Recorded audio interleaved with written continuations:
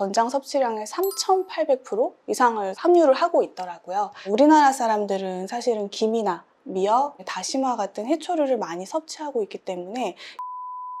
예, 안녕하십니까. 저는 세브란스병원 내분비내과 신동엽입니다. 예, 안녕하세요. 저는 삼성창원병원 내분비대사내과 김혜인입니다. 갑상선 질환이 있으신 분들이나 이런 분들은 이 요드 섭취와 관련해서 이 요드를 많이 먹어야 되는 거냐 아니면 먹지 말아야 되는 거냐 이런 부분들에 대해서 계속 궁금증이 많이 있으신 것 같습니다. 그래서 오늘은 갑상선과 실제 요드 섭취 이런 거에 대해서 조금 얘기를 나눠보면 좋을 것 같고요. 특히 이제 김혜인 교수님 같은 경우에는 실제로 우리나라 그 요드 섭취 현황에 대해서 본인이 직접 연구를 많이 하셨기 때문에 더 좋은 말씀을 주실 것 같습니다. 정말 한국에서 현재 요드 결핍하고 또 요드 과잉 이런 게 어느 정도로 있다고 보시는지 간단히 말씀을 해주시면 좋겠습니다. WHO에서 갑상선 호르몬을 만드는 데 필요한 요오드 요구량은 한 95 정도로 제시를 꾸준히 하고 있었습니다. 그리고 그 95에서 충분하게 한 1.4에서 1.5배를 곱해서 한 게 하루 필요 요구량인데 이게 한 150 마이크로그램 정도이거든요. 근데 우리나라 사람들은 사실은 김이나 미역, 다시마 같은 해초류를 많이 섭취하고 있기 때문에 굉장히 요오드가 충분한 지역으로 알려져 있습니다. 실제로 건강 영양 조사를 했을 때 그 필수 요구량보다 그 이하로 섭취하고 있는 사람들이 특히 이제 노인 쪽에서 좀 많이 보여지고 있고요. 한 10%에서 15% 정도 나오고 있습니다. 어떤 영양 결핍 전반적인 영양 결핍에 따른 어떤 요드 결핍이라고 네, 그렇게 저는 생각을 하고 있고요. 요드의 그러면 섭취의 어떤 상한선은 어떤 식으로 해서 권장이 되는 건지 그거 좀 설명을 좀 해주시면 좋을 것 같아요. 요오드가 약간 과잉이 되게 되면은 뭐 갑상선 기능 저하증이라든지 갑상선 종이라든지 이런 게 생기는 경우도 있습니다. 근데 그거가 일어나는 최저 용량을 저희가 기준으로 잡는데 1100 정도를 세계나 미국에서 이렇게 정하고 있고요. 사실 우리나라 같은 경우에는 한 2400 이렇게 제시를 하고는 있는데 그게 아직까지는 근거가 명확하지는 않습니다. 저도 좀 알아봤더니 80년대 이제 미국에서 실제로 임상시험을 해가지고 한 1500 마이크로그램을 한 2주 정도 먹으면 갑상선 기능 저하증이 생긴다. 이런 데이터에 입각해서 이제 그거보다 조금 더 낮게 1100 정도를 상한선으로 제시를 하고 있는 것 같고요.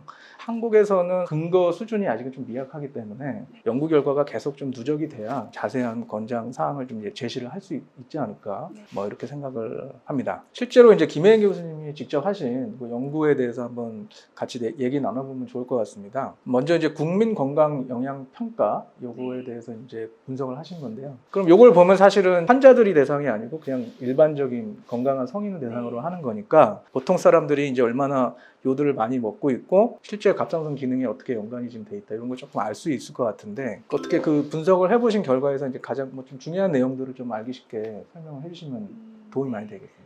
당연히 요오드라는 거는 갑상선 호르몬을 만드는 중요한 요소이기 때문에 그 갑상선 호르몬을 만들고 유지하는 데 필요한 요구량이라는 게 있습니다. 전통적으로는 한 95 마이크로그램 정도를 제시를 하고 있고 그걸 기준으로 해서 저희가 적정 섭취량 뭐 세계보건기구나 우리나라에서 정하고 있는데 그게 한 150 마이크로그램 정도입니다. 이거는 한 사람이 섭취를 했을 때의 기준이고 그럼 과연 나라별로 했을 때 그 파퓰레이션에서 요오드가 과다하게 섭취되고 있는지 아니면 적게 섭취되고 있는지 이런 거를 보기 위해서는 소변 요오드를 기준으로 저희가 산정을 하게 됩니다. 기준이 소변 요오드 농도가 100 이하다라고 하면은 굉장히 부족한 지역이구나. 그다음에 100에서 200이면은 충분하다. 200이 넘어가면은 조금 과도하다. 그다음 300이 넘어가면은 이제 건강에 유해한 정도로 좀 많이 과다하다. 이렇게 나눌 수가 있는데 우리나라 이제 국민 건강 영양 조사를 통해서 조사를 해본 결과 소변 요오드 농도가 290을 넘어가는 걸 볼 수가 있었습니다. 그럼 거의 아까 말씀드린 300에 근접을 한 상태이고요. 그렇게 되면은 건강 유해까지도 염려가 되는 상황이고요.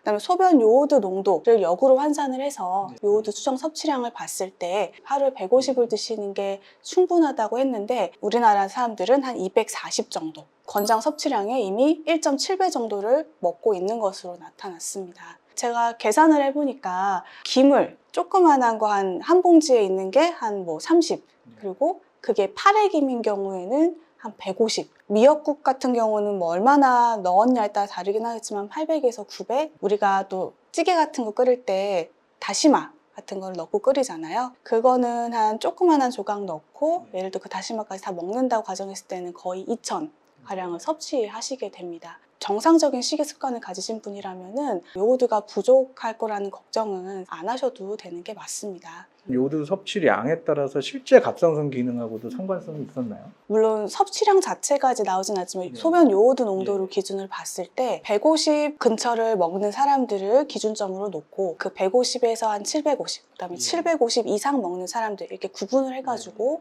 갑상선 기능 저하증을 가지고 있는 그 유병률을 좀 봤는데요. 150 미만에 비해서 한 750 이상 나오는 사람들은 2.5배 이상 갑상선 기능 저하증을 가지고 있는 것으로 나타났습니다.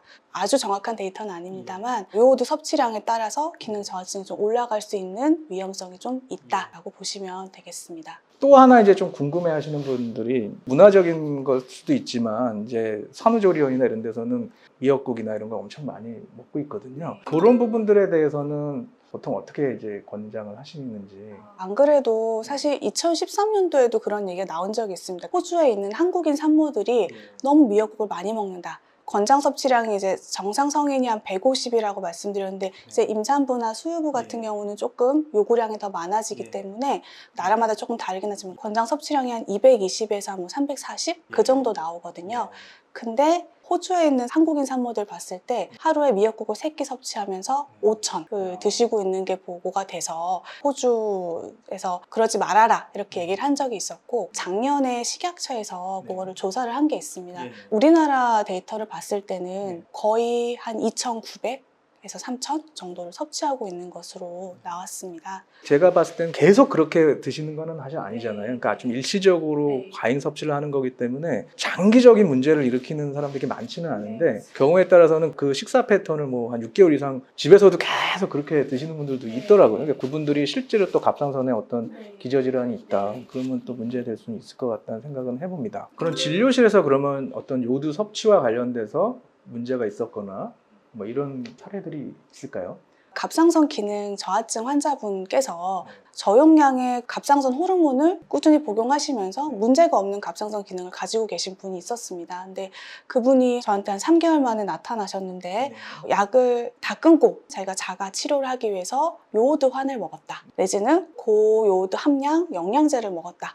이러고 오신 분들이 가끔 있습니다. 옛날에 호르몬 먹으면서 굉장히 유지가 잘 되던 분인데 호르몬 수치가 너무 부족해져서 환자분이 막 붓고 힘들고 이런 증상들을 호소하면서 나타난 경우가 꽤 있으시거든요. 아마 그런 것들을 보면 고함량 요오드가 이런 갑상선 기능 저하증 환자분들한테는 해가 될 수도 있는데 그런 걸 이제 모르시고 많이 드시는 것 같더라고요. 실제로 제가 그 환자분을 접하고 나서 인터넷에 좀 검색을 해봤습니다. 그중에 상위 랭크 한 10개 정도 대부분은 권장 섭취량이 한 150% 이상을 삼유하고 있었고 그중에 한 3, 4군데는 권장 섭취량의 3,800% 이상을 함유를 하고 있더라고요. 그래서 조금 이런 것들에 환자분들이 많이 노출이 되어 있구나 이런 생각을 했습니다. 반대로 갑상선 질환이 있을 때 실제로 그럼 요오드에 대해서 어떻게 권장을 하시는지 또 뭐 처방을 하시는지 이런 게 있을까요? 기능 저하증 환자분들이 오셨을 때 환자분들한테 혹시나 고요오드 함량 영양제를 드시고 있지는 않은지 아니면 너무 과도한 해초류를 섭취하고 있지는 않으신지 이런 거를 먼저 여쭤보는 편이고요. 그래서 그런 게 있다라고 하면 섭취를 자제해 주시라 말씀을 드리는 편입니다. 끝으로 그러면 이제 환자분들이나 일반인분들께 요오드 섭취와 관련해서 뭐 당부 말씀을 마지막으로 해주시면 감사드리겠습니다. 우리나라는 일반적인 식습관을 가지고 있는 분들이라고 하면은 충분한 요오드 섭취를 이미 가지고 계십니다. 그래서 너무 요오드 영양제라든지 이런 거에 너무 많이 드시거나 그러지는 마시고 만약에 내가 지금 갑상선 기능 저하증 진단을 받았다. 그래서 이게 진짜 요오드 부족인지 아닌지도 궁금하고 뭐 먹고 싶다. 이런 상황이 되면은 실제 뭐 다른 병이 원인 되는 경우도 있거든요. 그래서 병원을 가셔서 이제 주치의 선생님이랑 상담을 하시고 그 다음에 결정을 하시는 게 안전할 것 같습니다. 뭐 갑상선 호르몬이라는 게 사실 많아도 문제고 부족해도 문제인 것처럼 뭐 결국에 요오드도 뭐 그런 셈인 것 같습니다. 그래서 균형 잡힌 식생활을 하는 것이 가장 중요할 것 같고요. 너무 지나치게 또 복용하는 것도 주의해야 될 것 같습니다. 네, 이것으로 마치도록 하겠습니다. 감사합니다. 감사합니다.